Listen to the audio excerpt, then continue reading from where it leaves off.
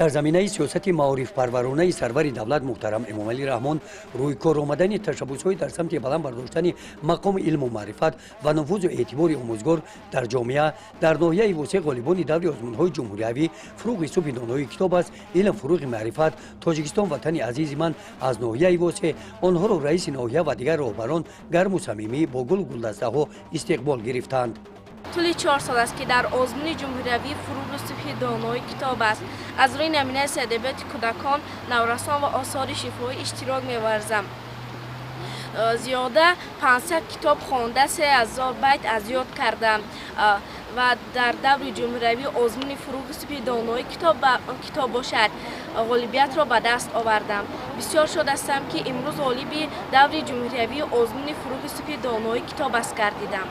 امروز در آزمون جمهوری فروغ صبح دانایی کتاب است در نامیناسی ادبیات کلاسیک تاجیک اشتراک ورزیده در دور جمهوری این آزمون سزاوار جای سیوم گردیدم و خوشحال از آن هستم که در این آزمون سزاوار جای نمایان گردیدم و باز هم نیروی ذهنی خود را تقویت بخشیدم و سپاسگزاری خود را به اساسگزار صلح و وحدت ملی پیشوای ملت پرزیدنت جمهوری تاجیکستان محترم امامعلی رحمان رساندنی هستم که برای ما جوانان چنین آزمون‌ها را راه اندازی نمودند.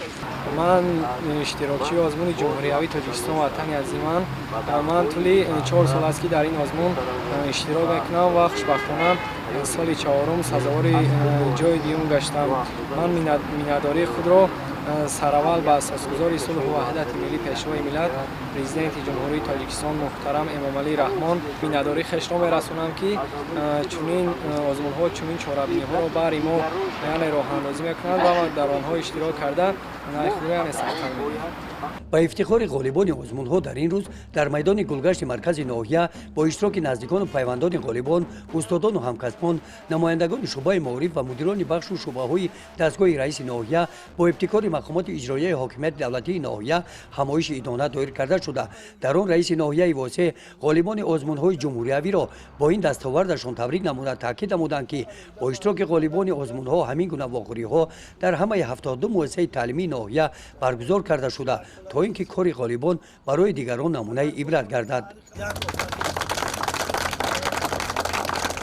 در این چهاره‌بینی والدان غالبان و استادان برآمد نمودند. آنها در برآمدشان از دستگیری‌های سرور دولت میهنداری خود را بیان نموده قید نمودند که آنها را وادار می‌سازد که در جاده تعلیم و تربیت نسل نورس مسئولیت دوچند داشته باشند.